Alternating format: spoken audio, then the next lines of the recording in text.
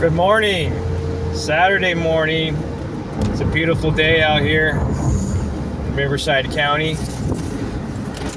Just heading to go pick up a friend and give him a ride to work because, you know, I'm a nice guy and people like to take advantage, but it is what it is. I know I'm doing right, so it's no big deal. So I got my hearing coming up finally at the end of this thing, and it's looking pretty good in my favor. The government has the burden to prove that I'm a disqualified person, but I'm pretty sure I've already proven that I am not in more than one way.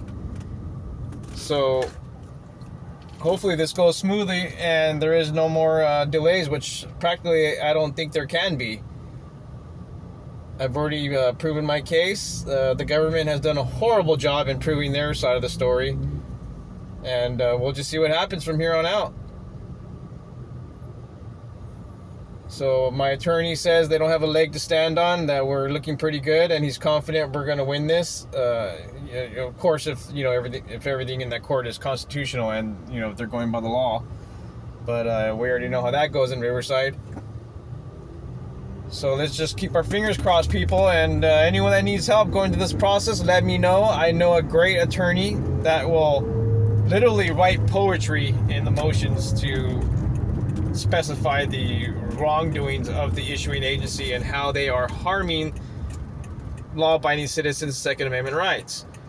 So the whole CCW scheme altogether, it's not constitutional. And on top of their extra little requirements and their little procedures that they go through, it's totally unconstitutional. And anyone who's a constitutionalist will agree with me.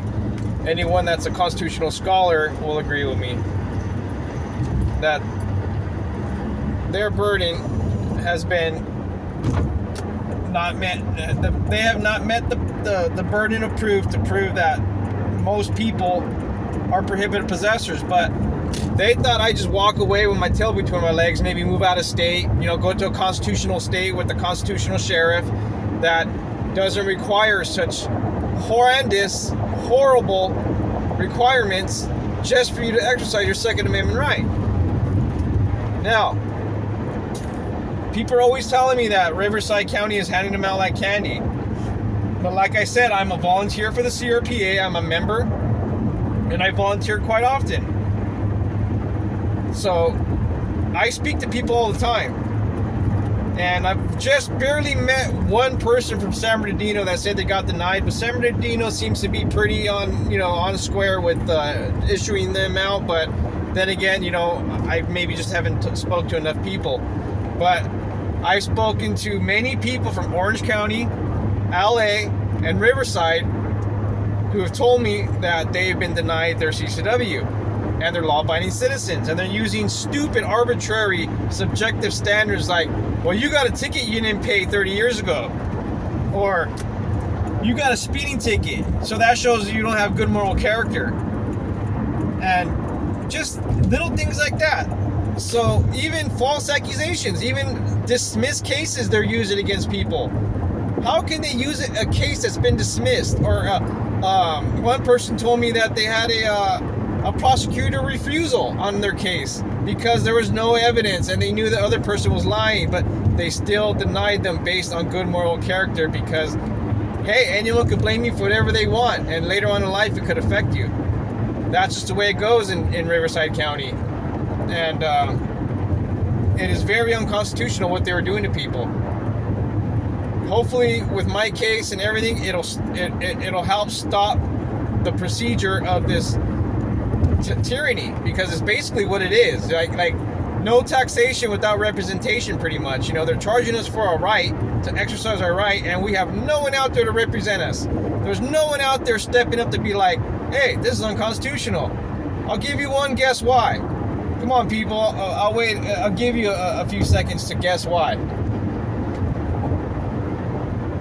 Money. Everybody's making a lot of money off of these CCW schemes. Okay? Even the Second Amendment organizations are making money off these CCW schemes through training, through CCW referrals, you know, they are fleecing the flock.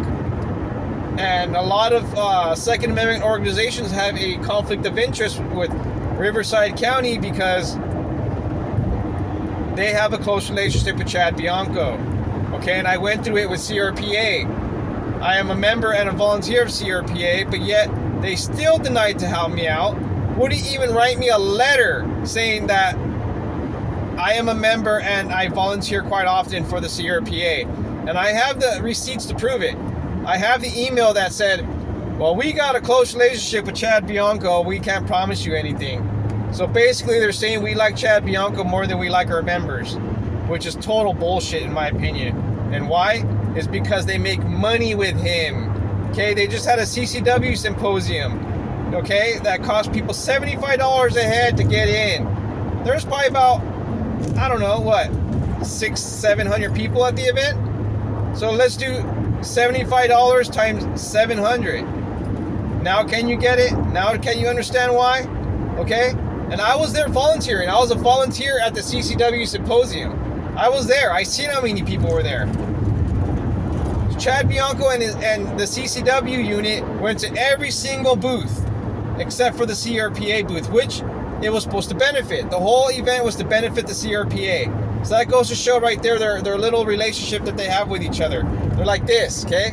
And they don't want to let go of that relationship of making money. They'll go after Los Angeles County Sheriff. They'll go after sheriffs up north. They'll go after Alameda County. They'll go after, all kinds of other issuing agencies because they're not making money with them. And I would like to see exactly who and what is invested into this permitting system. It is a private company that is contracted by issuing agencies to issue permits. And I would like to know, somebody go out there and get a Freedom of Information Act. Maybe I'll do it myself one day when I'm not busy, but I just started a new job, so I kind of don't have the time at the moment. But let's figure out exactly who is behind this permitting system that is behind the issuing of the CCWs. And I bet you anything, it'll link up to somebody in law enforcement, whether it be Chad Bianco himself, maybe CRPA board members, who knows? But we'll see eventually where the truth lies, because the truth has a nasty little way of poking his head up just at the right time, or for you at the wrong time, okay? But enemies of the truth are the evil people, okay? The truth is your enemy, the people who are doing evil acts, okay? The people who are extorting the public, the people who are causing this taxation without representation. The truth is your enemy. And you don't want the truth to get out. And trust me, well, the truth will get out. We're living in the age of information, and everything we do can be found out one way or another. Same way that my name's going to be cleared through all these false accusations that they are using against me to deny me my Second Amendment right, which, I can't say much, but as soon as this hearing is over, I'll lay it all down for you. I'll detail every single thing that they tried to do to me, okay? Just right now at the moment, I just want this case to be over. So by the end of the month, pretty much, I'll have an update with the video detailing everything to a specific, detail, down to the last detail. And I will not have any shame, and I will detail everything that's been going on with me.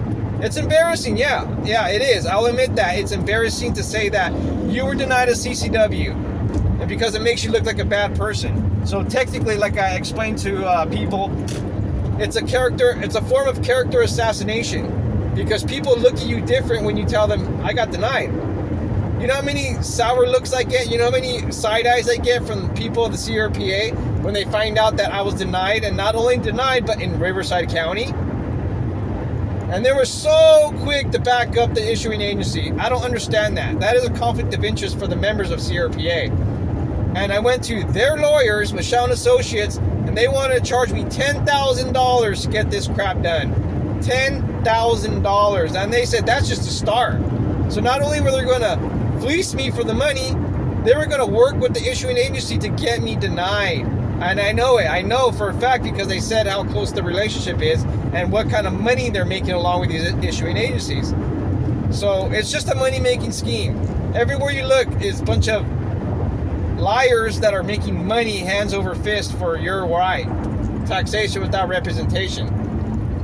So, come on, people. Let's get on the ball here. Let's get our rights back. Let's get these issuing agencies to do the right thing, okay? And the right thing is to allow law-abiding citizens to keep and bear arms, even in public, because let me tell you this, people and issuing agencies, freedom is scary.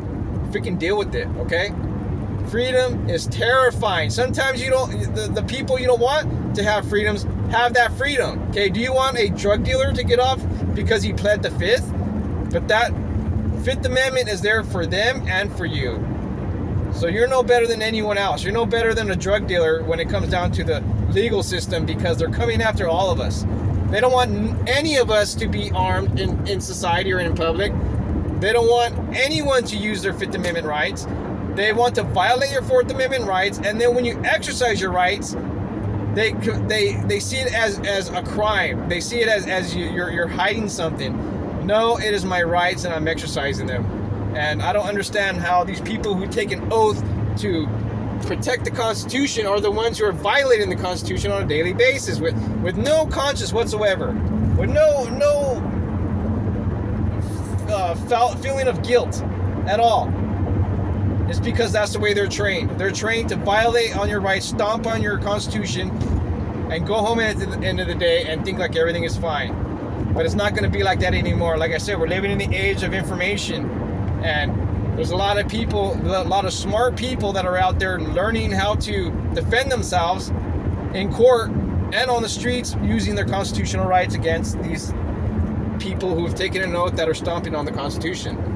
So, like I always said, I'm not anti-law enforcement. I'm not. I actually applied to be a sheriff's deputy because I thought maybe I could make a difference from within. I thought maybe that I could do something good as a deputy myself. But a lot of people told me, you don't have it in you. You don't have what it takes to violate someone's rights. I don't see you following orders to ruin someone's life, David. You're too empathetic. So that is, it is what it is. So let's just see what happens here at the end of the month, and I'll give you all an update, and I'll be very detailed on everything that happened. I don't care. I'm not embarrassed anymore. It is embarrassing at first, but now it's like, what do I got to lose?